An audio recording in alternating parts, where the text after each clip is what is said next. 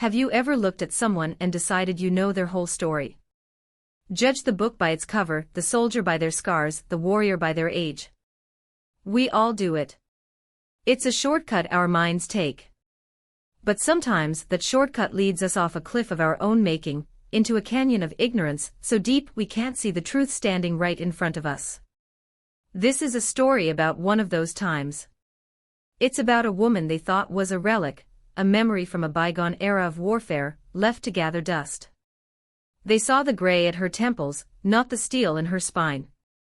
They saw the lines etched around her eyes, not the fire that still burned behind them. They were about to learn that the most dangerous weapon on any battlefield isn't the newest rifle or the fastest soldier, but the will of a warrior who has already paid the price for victory, and is willing to pay it again. They were about to learn that you never, ever underestimate a veteran. Eliza Vance, Eli to the few who'd earned the right, stepped off the bus into the oppressive heat of the desert training facility, and the first thing she felt wasn't the sun, but the weight of a dozen dismissive glances. The air was thick with testosterone, and the cocksure arrogance of youth. Young men, barely out of their teens, with muscles sculpted in gyms and confidence forged in simulations, strutted around the barracks of the private military contractor, Phoenix Tactical. They were the next generation, all sharp angles and loud boasts. And then there was Eli. At 47, she was an artifact. Her dark hair was streaked with silver, pulled back in a severe, no-nonsense bun. Her face was a roadmap of a life lived outdoors, under unforgiving suns in forgotten places. She carried a single, worn duffel bag, its canvas faded from years of service. She moved with a quiet economy that the younger recruits mistook for slowness, a deliberate pace that hid a slight, almost imperceptible limp. A young corporal, his name tag reading Riley, leaned against a wall with his cronies. His jaw worked on a piece of gum, his eyes, cold and mocking, raking over Eli as she walked towards the administrative building. "Well, look what we have here," he drawled, loud enough for everyone to hear.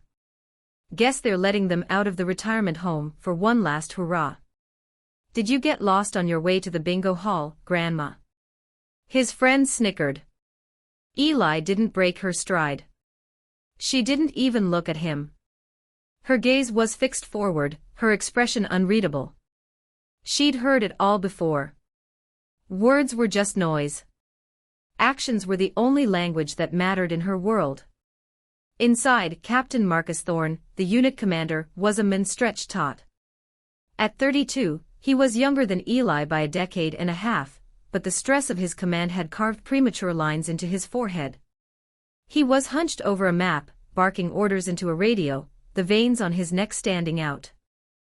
An aide pointed Eli in his direction. She stood before his desk, waiting patiently. He glanced up, his eyes sweeping over her file, then over her. A flicker of something surprise. Disappointment crossed his face. "Vance," he said, his tone clipped. "Your record is extensive." It was a polite way of saying it was long. "Old."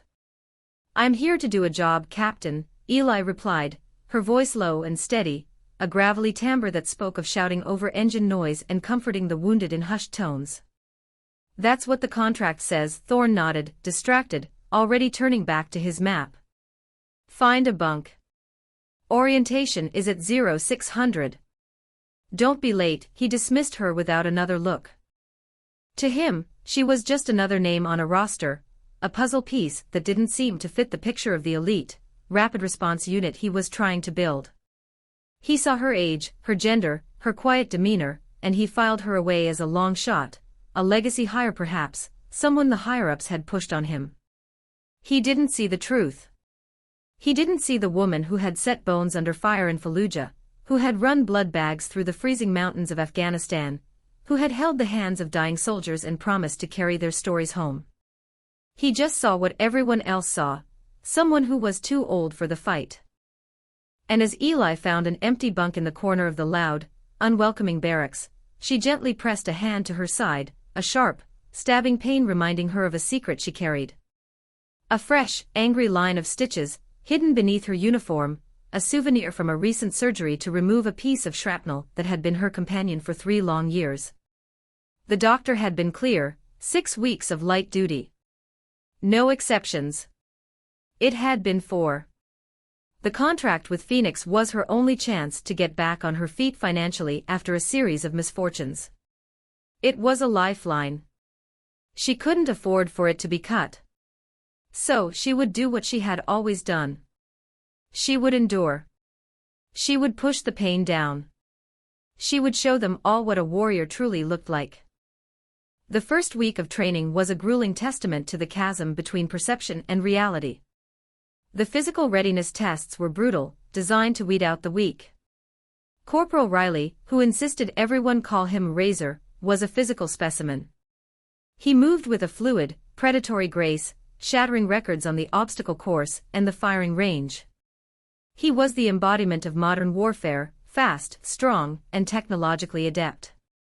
He and his clique treated Eli with a condescending mix of pity and scorn. They'd offer to carry her pack, their voices dripping with false concern. "You sure you got that, ma'am?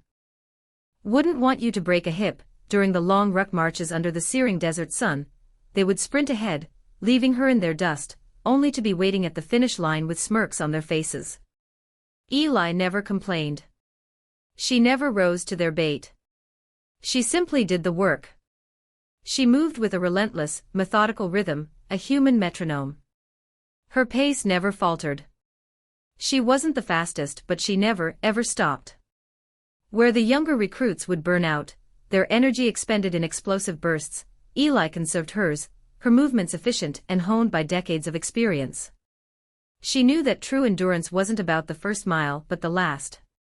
Captain Thorne watched from the observation tower, a clipboard in his hand, and a knot of anxiety in his stomach. He saw Riley's impressive performance, the raw power that was undeniable.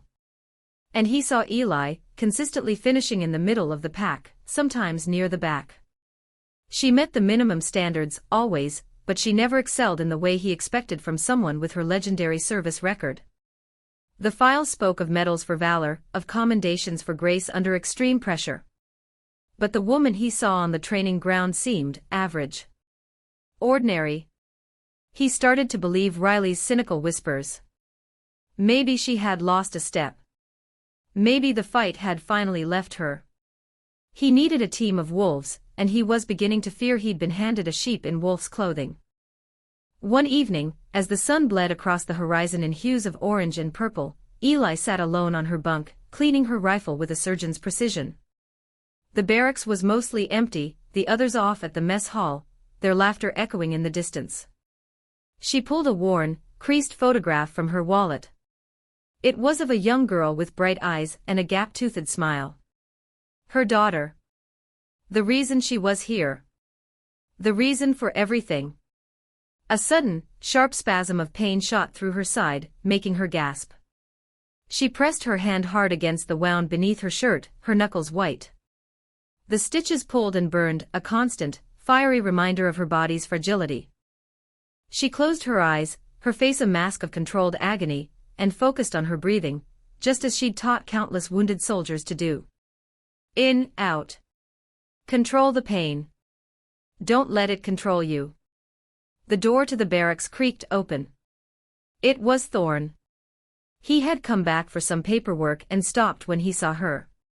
He only saw her from the back, saw the tension in her shoulders, the way she was hunched over. He mistook her pain for fatigue. "Vance," he said, his voice softer than usual. "You keeping up okay? This is a demanding pace, even for the younger guys." Eli quickly straightened up, her face betraying nothing as she turned to face him. "I'm fine, Captain. Just getting my gear squared away for tomorrow." Her voice was even, betraying none of the fire licking at her insides. Thorne hesitated, something in her stillness giving him pause. "Your file says you were a Special Forces medic. 18 Delta. That's the best of the best." He was probing, trying to reconcile the legend on the paper with the quiet, older woman before him. "That was a long time ago," Eli said, her gaze unwavering. "The skills remain." Thorne nodded slowly, a thoughtful expression on his face. "They'd better," he said, his voice turning hard again. "Because the final evaluation is in 2 days. It's a pass-fail. There's no curve for age, Vance. No extra points for past glory. You either make the cut, or you're on the next bus home. He turned and left, the door swinging shut behind him, leaving Eli alone with her rifle, her photograph, and the searing pain in her side. The final evaluation was more than just a physical test, it was designed to break them. The centerpiece was a brutal obstacle course known as the Reaper, a mile-long stretch of hell that combined high walls, mud pits, rope climbs, and claustrophobic tunnels. It was a test of raw, explosive power and anaerobic fitness. It was everything Eli was not built for, at least on the surface. Riley went first, attacking the course like a man possessed. He vaulted over the 12-foot wall with barely a grunt, powered through the mud pit like a machine, and swarmed up the rope climb.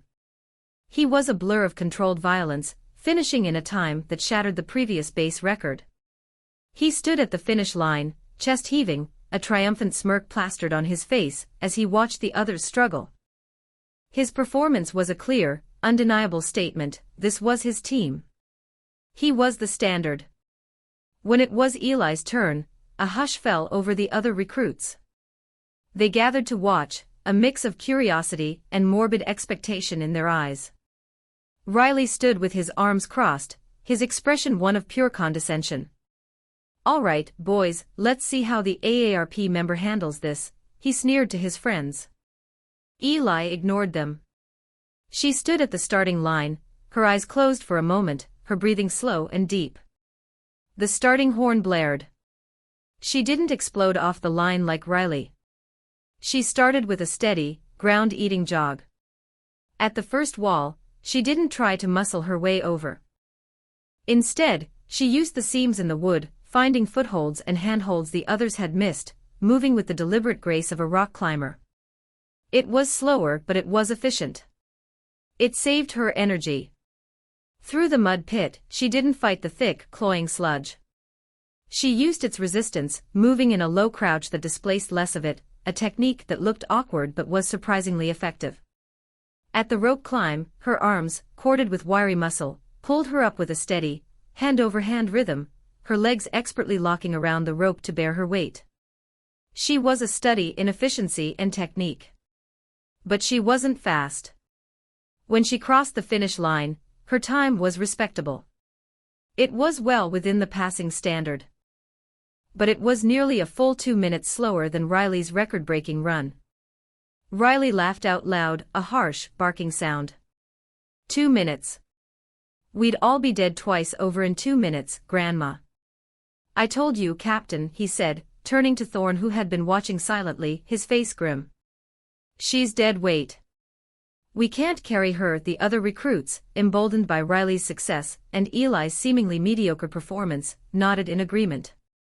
The seeds of doubt that had been planted in Thorne's mind began to sprout into a thicket of worry. He needed killers. He needed speed. Eli stood, catching her breath, her hands on her knees. The effort had sent daggers of pain through her side, but her face was a stony mask. She wiped the sweat from her brow and looked directly at Thorne, her eyes holding his. She didn't offer excuses. She didn't ask for special consideration. She simply stood there, her silence more powerful than any protest. Thorne was torn. His instincts, his training, everything told him that Riley was right. In their line of work, seconds were the difference between life and death. 2 minutes was an eternity. He looked at Eli, at the quiet dignity in her posture, and then at the impressive, arrogant young soldier who had shattered the course record. The choice seemed obvious. He was about to open his mouth, to say the words that would send her home, when his radio crackled to life. It was the lead instructor from another training area. Captain Thorne, we have a situation at the MOUT town. We need a medic, now. Simulated mass casualty. One of our instructors is down, playing the part of a critical injury with a collapsed lung. None of these new recruits can get the needle decompression right. They're fumbling. Thorne's head snapped up. An idea, a final, unconventional test, sparked in his mind. Vance, he barked, his voice sharp with authority. With me. Riley, you too. The rest of you, stand down, he pointed towards a dusty Humvee. Let's go. It was a test within a test, a chance to see if the skills she claimed to possess were more than just a fading memory from a dusty old file.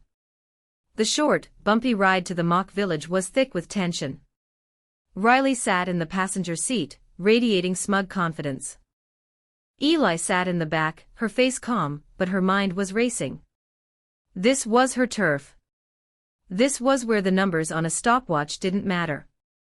This was where life and death were measured not in seconds, but in knowledge, calm, and steady hands.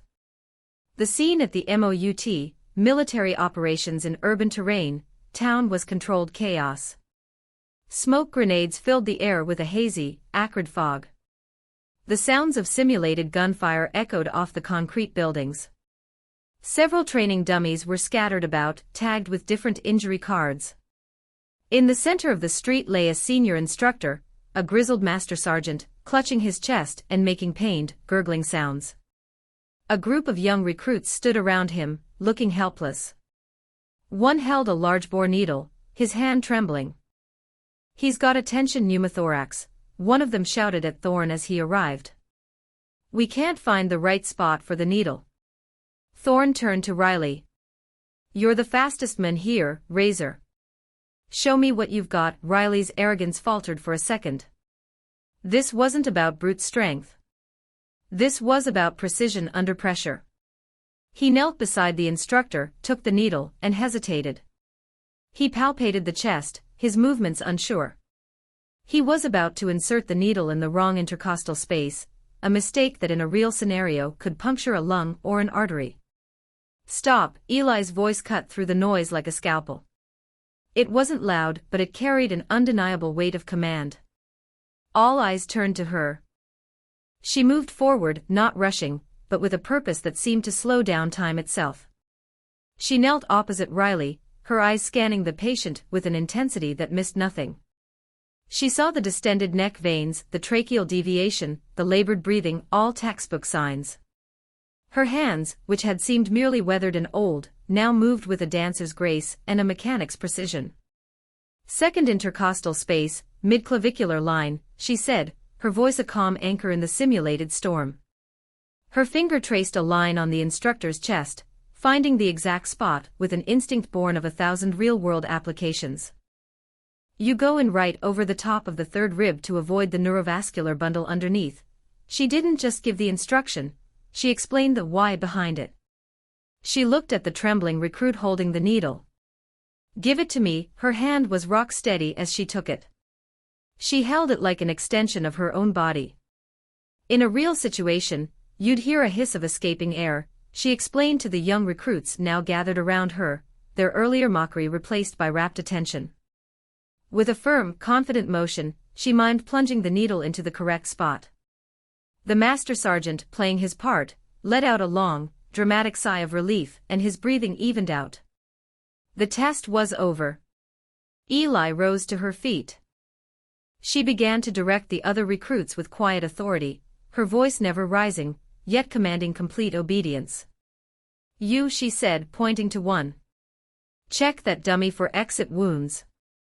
You two, set up a casualty collection point behind that wall. Riley," she looked at him directly, her eyes boring into his, "start triage. Use the SALT system. Sort the walking wounded from the critical." Go. Riley, for the first time since Eli had arrived, was speechless. The smirk was gone, replaced by a look of stunned disbelief. He was fast, he was strong, but in this moment, under the pressure of a life-or-death simulation, he had frozen. She hadn't. She had thrived. She was a conductor in an orchestra of chaos, and every note was perfect. Captain Thorne stood back, watching the scene unfold. It was as if a light had been switched on in a dark room. He wasn't looking at an aging soldier anymore. He was seeing an 18 Delta. A Special Forces medic. He was seeing the quiet confidence, the unshakable calm, the deep well of knowledge that only comes from walking through fire and emerging on the other side. He had been so focused on the stopwatch, on the raw metrics of physical performance, that he had completely missed the most important quality a soldier can possess: the ability to think and act decisively when everything is falling apart. He had mistaken her methodical nature for slowness, her experience for age. He had almost thrown away the single most valuable asset on his team. As Eli continued to organize the scene, turning chaos into order, Thorn felt a profound sense of shame, followed by a surge of respect. He had made a grave error in judgment, and he knew it. He had judged the book by its cover, and he had been completely, utterly wrong. The dynamic within the unit shifted after the Mout Town incident. The open mockery from Riley's clique subsided, replaced by a grudging, confused silence. They had seen something in Eli that day that their metrics and bravado couldn't account for. They had seen a professional, and it had shaken their rigid hierarchy of who was valuable and who was not. But Riley himself was not so easily swayed. The public humiliation had festered, curdling his respect into a deeper, more resentful form of skepticism. He saw her medical skill as a niche talent, a parlor trick that had no bearing on the primary mission of a rapid response unit: speed, aggression, and overwhelming force. In his mind, she had gotten lucky, showing off in her one area of expertise. He was convinced she would still be a liability when the bullets were real, and the objective was miles away on foot. The final, decisive test was announced the next day. It was brutally simple: a 5-mile tactical run through the rugged hills surrounding the base. In full combat gear. Each recruit would carry a 60-pound pack, a rifle, a helmet, and full water canteens. It was a test of pure, unadulterated endurance. The time to beat was 60 minutes. Anything over that was an automatic failure. During the briefing, the tension was a physical presence in the room. Thorn laid out the course on a large map, his voice all business. When he finished, Riley raised his hand. "Captain," he began, his voice laced with a thin veneer of respect that barely concealed the challenge beneath. "With the deployment window so close, we need to be absolutely certain that every single member of this team can not only meet the standard but exceed it. We need to know that no one is going to hold the team back when it counts." His eyes flicked towards Eli. The implication was as subtle as a hammer blow. Everyone in the room knew who he was talking about. Thorn's jaw tightened. He knew what was happening. Riley was forcing his hand, making a public challenge he couldn't ignore. "What's your point, Corporal?" Thorn asked, his voice dangerously low. Riley stood up, his posture radiating arrogant certainty.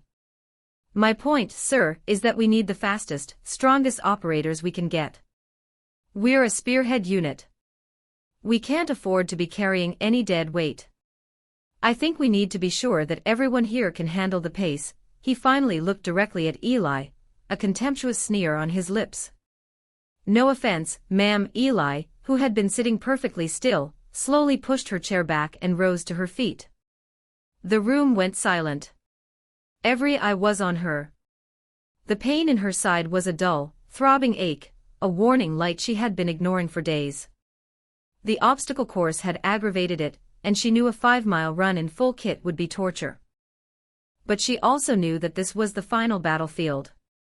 This was where the war of perception would be won or lost. Backing down now would validate every doubt, every sneer. Her career, her ability to provide for her daughter, it all came down to this moment. She met Riley's gaze, her own eyes as calm and unyielding as a winter sea.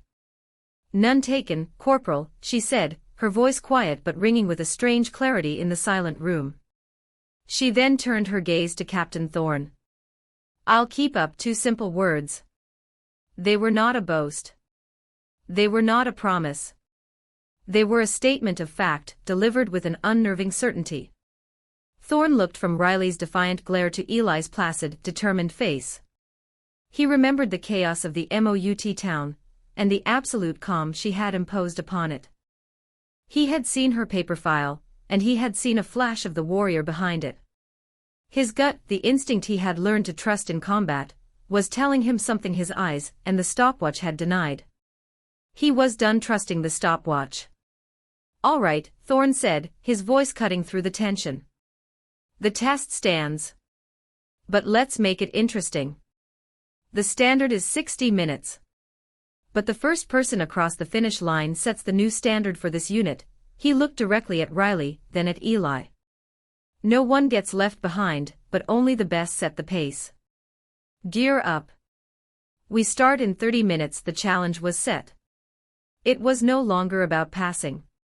It was about winning. The air in the staging area crackled with nervous energy as the squad prepared. The sounds were a familiar symphony to Eli, the click of magazines being seated, the rustle of nylon straps being pulled tight, the heavy thud of ceramic plates being slid into vests. Each soldier was an island of focus, their movements economical and practiced. Riley was a coiled spring of aggression, slamming his gear together with unnecessary force, his eyes burning with a competitive fire. He was going to break her, humiliate her, and prove his point beyond all shadow of a doubt. Eli moved with her usual deliberate grace, a stark contrast to Riley's explosive energy. She methodically checked every piece of her equipment, her hands moving with a familiarity that spoke of countless repetitions in far less forgiving environments. But as she bent to tie her boots, a wave of dizziness washed over her, and the pain in her side sharpened from a dull ache to a white-hot poker. She gritted her teeth, her knuckles turning white as she gripped the edge of the bench. She could feel a dampness on the bandage beneath her shirt, a terrifying sign that the strain was becoming too much. The stitches, pulled and stretched by the week's exertions, were starting to give way. For a fleeting moment, doubt, cold and sharp, pierced her resolve. Maybe they were right. Maybe she was too old, too broken. The thought of her daughter's face flashed in her mind, and with it, a fresh surge of determination. This wasn't just about pride. It was about survival. She took a deep, shuddering breath, pushing the pain down into a small, dark corner of her mind, and locked it away. She finished gearing up, her face an impassive mask. She swung the heavy pack onto her shoulders, the 60 pounds settling with a familiar, brutal weight. The edge of the pack's frame pressed directly against her wound, and she had to bite down hard on her lip to keep from crying out. A drop of blood, unseen by anyone, traced a path down her side, absorbed by the thick fabric of her uniform. Captain Thorne watched her, his expression unreadable. He saw the slight wince as she settled the pack, the momentary tightening of her jaw. He was a student of people, a leader whose life depended on reading the subtle cues his soldiers gave off.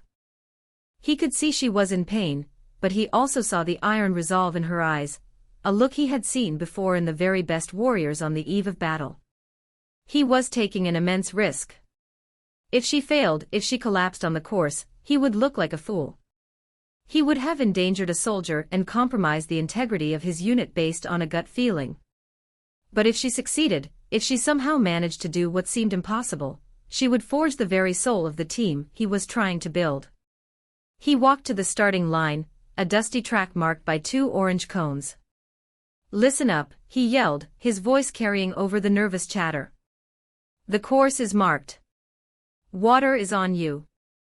The clock starts on my signal. Good luck." He raised a flare gun to the sky. Eli stood among the younger, stronger soldiers, a rock in a fast-moving river.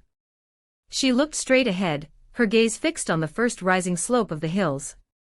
The world narrowed to the path in front of her, the weight on her back, and the fire in her side.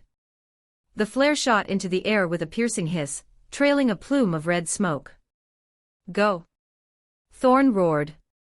The race had begun. Just as everyone expected, Riley shot off the line as if fired from a cannon. He and his 2 closest friends, determined to set a pace so punishing it would break anyone who wasn't at their peak, sprinted away from the main group.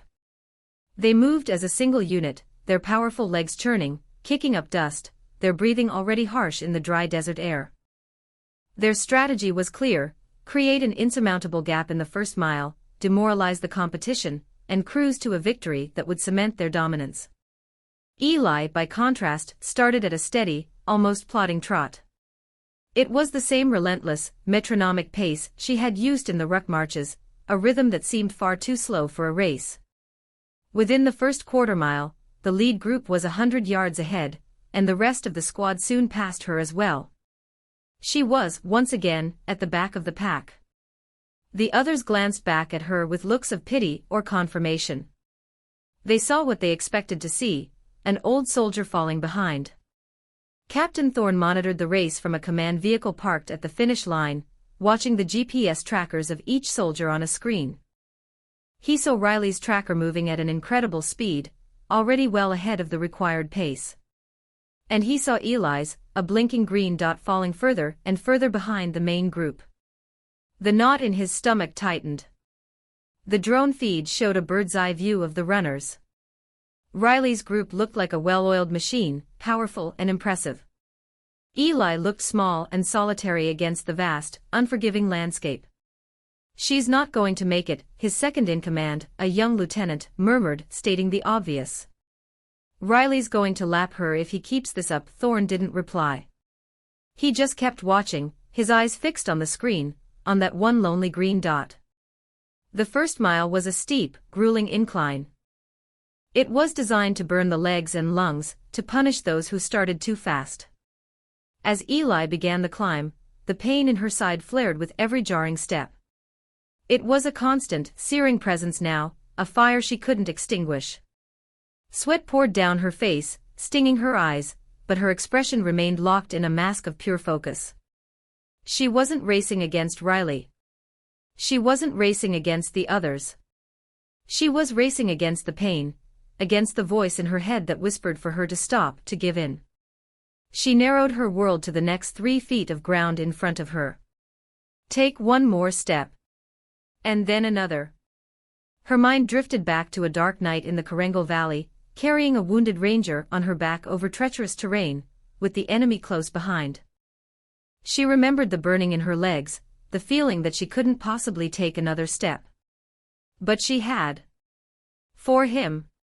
She remembered a forced march in the blistering heat of the Iraqi desert, her canteens empty, her body screaming for water.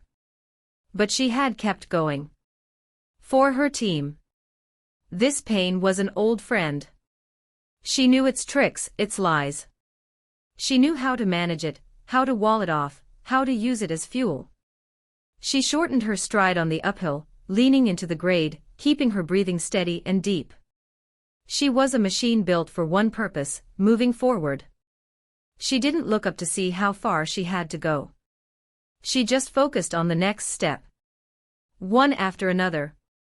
The steel in her spine was stronger than the pain in her side. The fire in her heart burned hotter than the wound that was slowly, steadily bleeding beneath her uniform. The halfway point, mile 2.5, was the peak of the ridge.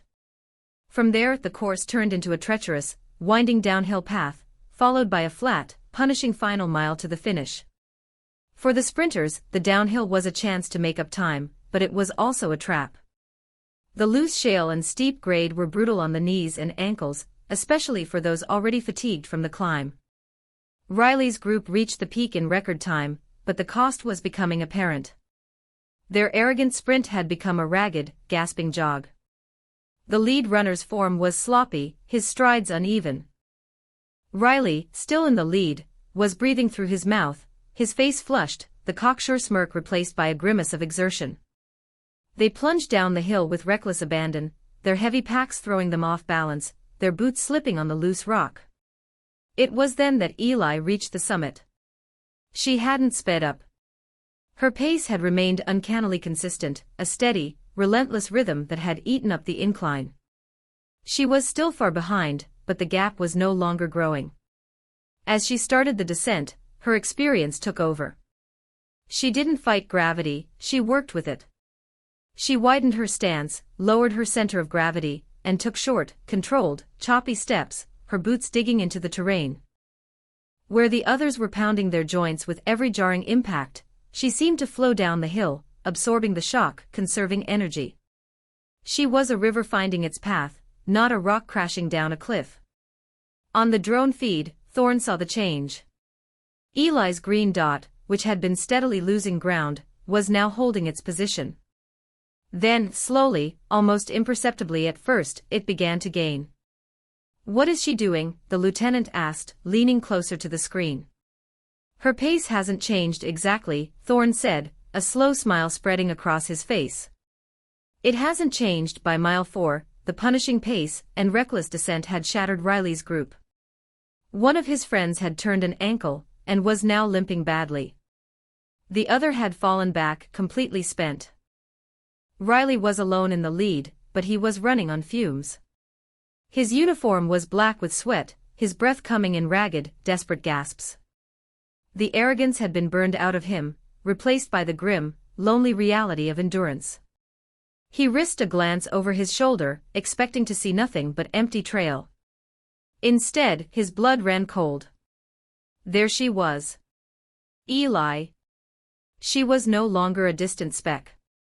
She was there, 100 yards back and closing, her stride as steady and relentless as the ticking of a clock.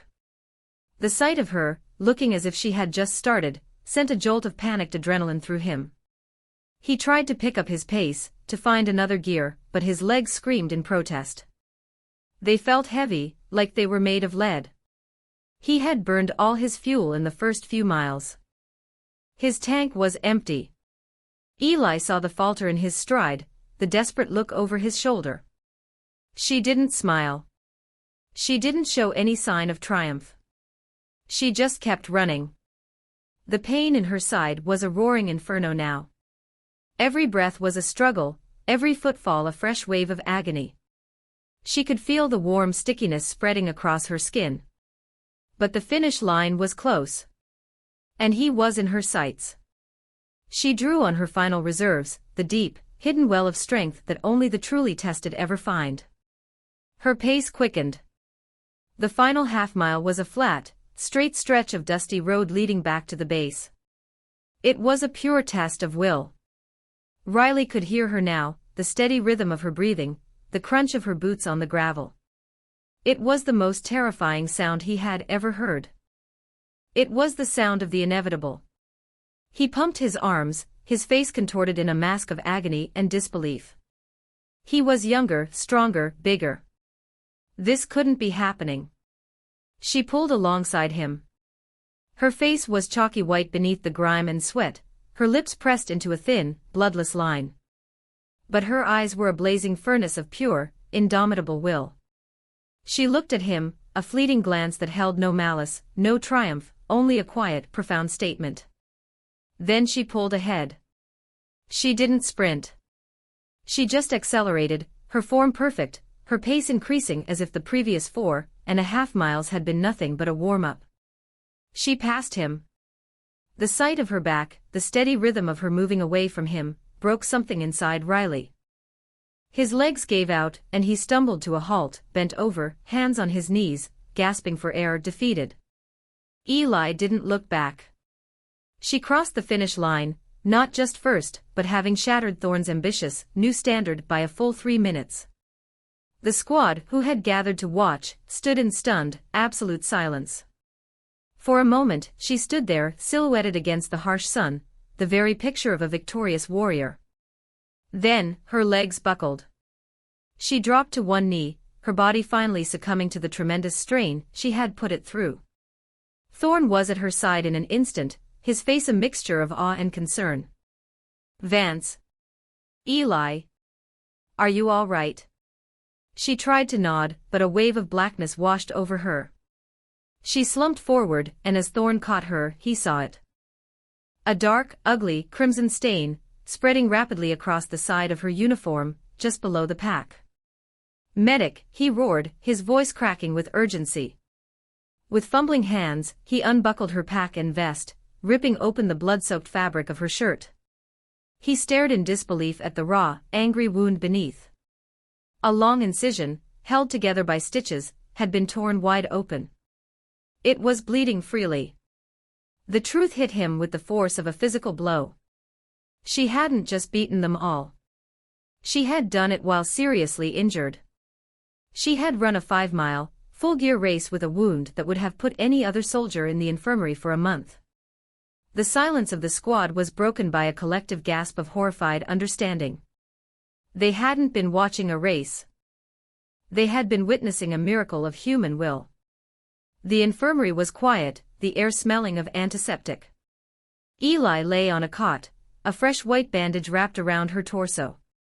The base doctor had given her a stern lecture, followed by a quiet admission that he had never seen anything like her pain tolerance or physical fortitude. Captain Thorne sat in a chair beside her bed, his head in his hands. He hadn't left her side. He had restitched the wound himself, his hands surprisingly gentle. When she finally stirred, he looked up, his eyes filled with a profound, humbling respect. "Why didn't you tell me, Eli?" he asked, his voice barely a whisper. "Why would you risk this?" Eli looked at him, her gaze clear and steady despite her exhaustion. "Because you weren't looking for a medic's report, Captain. You were looking for a soldier. I had to show you I could do the job." Her words were simple, direct, and they cut him to the core. He had set the test, and she had passed it, not on his terms, but on hers.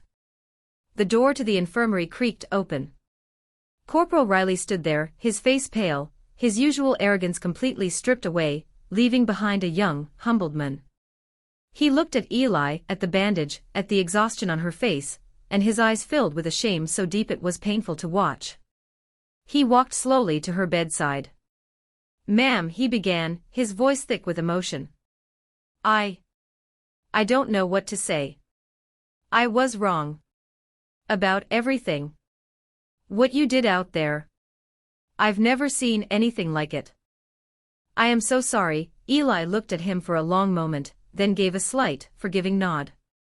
"Respect is earned every day, Corporal," she said, her voice soft but firm. "Not just on the race course. Remember that." Riley nodded, unable to speak, and quickly left the room, a changed man. Thorne turned back to Eli, a new resolve in his eyes. "The deployment spot is yours, obviously," he said. "But that's not all. When we deploy, I want you as my second in command. I don't need the fastest soldier next to me. I need the strongest. I need the smartest. I need a warrior. And that's you." A week later, the squad stood in formation on the tarmac, ready to board the transport plane. There was a new energy, a new unity. The arrogance was gone, replaced by a quiet professionalism. At the head of the formation stood Captain Thorne. And beside him, her back straight, her gaze confident, stood Sergeant Major Eliza Vance. She was leading their morning stretches, her voice calm and authoritative, and every single soldier followed her commands with unwavering focus and respect. So when you see someone, before you decide who they are, before you judge the book by its weathered cover, stop. Take a moment. Look closer. The deepest scars often hide the greatest strength. The quietest people often have the most to say. And the oldest warriors often have the most fire left to burn. Who in your life have you underestimated? Who have you judged without knowing their story, their secret battles, the wounds they hide? Share this story with them. Remind them today that you see their fire.